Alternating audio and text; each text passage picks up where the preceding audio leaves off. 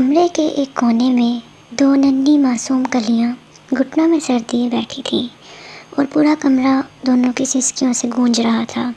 کمرے کے باہر ہی ایک عورت شدید غصے کی حالت میں کہہ رہی تھی، اب کمرے سے باہر نکل کر دکھاؤ ذرا، اس سے بھی زیادہ ماروں گی۔ اپنی ماں تو مر گئی اور تم دونوں کو چھوڑ گئی میری زندگی عذاب بنانے کے لیے۔ چپ کر جاؤ دونوں، ورنہ اس چھڑی سے دونوں کی زبانیں کاٹ دوں گی۔ ڈر کے مارے بڑی بچی نے دوسری بچی، جو کہ اس سے تقریباً 2 سال چھوٹی تھی، اس کے منہ پر سختی سے ہاتھ رکھ دیا اور اسے چپ کروانے لگی۔ 4 سدہ کے اس چھوٹے سے گھر میں رہنے والی 7 سالہ اقرا اور 9 سالہ رمشا، ان دونوں کی سگی ماں فرزانہ کو اس دنیا سے گئے 8 ماہ ہو چکے تھے، اور ماں کی وفات کے بعد ان دونوں نے کوئی ایک دن بھی آرام و سکون سے نہیں گزارا تھا۔ اقرا اور رمشا کا والد ظفر، جو کہ ایک مزدور تھا، جو سارا دن محنت مزدوری کر کے اپنے بچوں کا پیٹ بھرتا، بیوی کے مرنے کے بعد وہ صبح کام پہ چلا جاتا اور بیٹیاں سارا دن اپنی ماں کو یاد کرتی گھر میں اکیلے رہتی۔ ان کے گھر کے ساتھ گھر میں ظفر کی چاچی رہتی تھی۔ دونوں بچیوں کی حالت کو دیکھتے ہوئے اس نے ظفر سے دوسری شادی کا مشورہ دیا، جسے ظفر نے فوراً مان لیا۔ رشیدہ چاچی نے ہی اس کے لیے نسرین کو پسند کیا، جس کے والدین حیات نہیں تھے، اپنے ایک بھائی اور بھابھی کے ساتھ رہتی تھی۔ 1 ہفتے کے اندر ہی سادگی سے نکاح ہو گیا اور نسرین ظفر کی دلہن بن کر ان کے گھر آ گئی۔ اقرا اور رمشا بہت خوش تھیں کہ ان کی نئی امی آ گئی ہیں۔ اب وہ سارا دن گھر میں اکیلے نہیں رہیں گی، اب انہیں کھانا بھی وقت پہ ملے گا، بھوکا نہیں رہنا پڑے گا۔ لیکن ان دونوں معصوم بچیوں کی یہ خوشی صرف چند دن ہی کی تھی۔ کچھ دن بعد ہی اس نے دونوں بچیوں کو چھوٹی چھوٹی باتوں پر مارنا شروع کر دیا۔ سارا دن دونوں بچیاں گھر کے کام کرتی، گھر کے کام کرواتی، یا بچیاں ڈر کے مارے گھر سے باہر رہتی۔ آج بھی دونوں گھر سے باہر تھیں جب 7 سالہ اقرا نے رمشا سے کہا، آپی ہماری اپنی امی واپس کب آئیں گی؟ مجھے نئی امی اچھی نہیں لگتی، جب وہ بالوں سے پکڑ کر مارتی ہیں تو بہت درد ہوتا ہے۔ جس پر 9 سالہ رمشا نے کہا، اقرا ہماری امی اللہ جی کے پاس چلی گئی ہیں، ہم اللہ تعالیٰ سے دعا کرتے ہیں کہ ہماری امی کو واپس بھیج دیں۔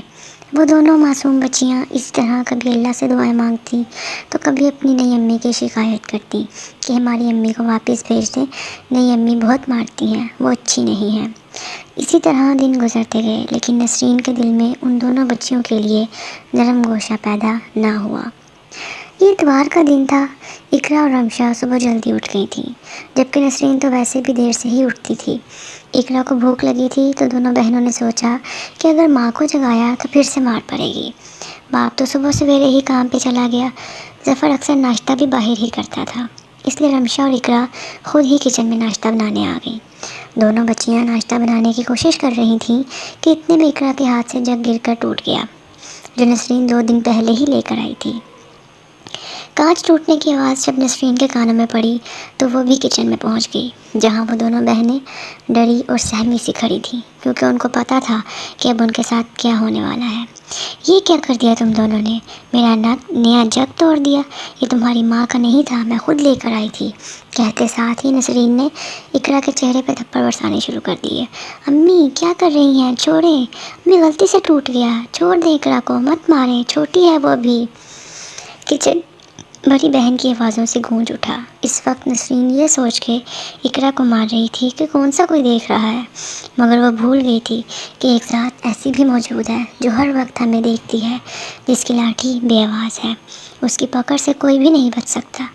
نسرین بھی بچنے والی نہیں تھی۔ آج میں ابو کو بتاؤں گی، آپ ہمیں مارتی ہیں، کھانا بھی نہیں دیتی، ہمیں بھوک لگتی ہے، آپ ایسی امی نہیں ہیں جیسی ہماری امی تھی، آپ اچھی نہیں ہیں، میں بتاؤں گی امی کو۔ یہ رمشا تھی جو روتے ہوئے بول رہی تھی کہ شاید یہ ظالم عورت بس کر جائے، لیکن اس بات سے تو اسے مزید غصہ آ گیا۔ بتاؤ گی اپنے باپ کو؟ کیا بتاؤ گی؟ ہاں دوبارہ بولو ذرا، تم دونوں بہنوں کا بھی علاج کرتی ہوں، رکو ذرا۔ دونوں بہنوں کو بالوں سے پکڑ کر وہ کمرے میں لے گئی اور اندر سے دروازہ بند کر دیا۔ رشیدہ چاچی جو کہ ساتھ ہی رہتی تھی، ان کی پوتیاں اقرا اور رمشا کی سہیلیاں تھیں اور روز چاروں ساتھ کھیلتی تھیں۔ وہ آج بھی ان دونوں کو بلانے آئی تھیں، مگر چیخوں کی آوازیں سن کر وہ دونوں ڈر گئیں، بھاگ کر رشیدہ چاچی کو بلوانے کے لیے واپس بھاگی۔ جب چاچی آئی اور دیکھا تو نسرین دونوں بچیوں کو چھری دکھا کر بول رہی تھی، چپ کر جاؤ دونوں، اب آواز آئی تو دونوں کی زبانیں کاٹ دوں گی اس چھری سے۔ کیا کر رہی ہو؟ یہ خدا کا خوف نہیں ہے تمہیں؟ تم بن ماں کی بچیوں کے ساتھ ایسا سلوک کرتی ہو؟ اندر کا منظر دیکھ کر تو الفاظ ان کے منہ میں ہی رہ گئے۔ کمرے کے ایک کونے میں دونوں بچیاں موجود تھیں، ڈری سہمی سی، سر سے خون بہتا ہوا۔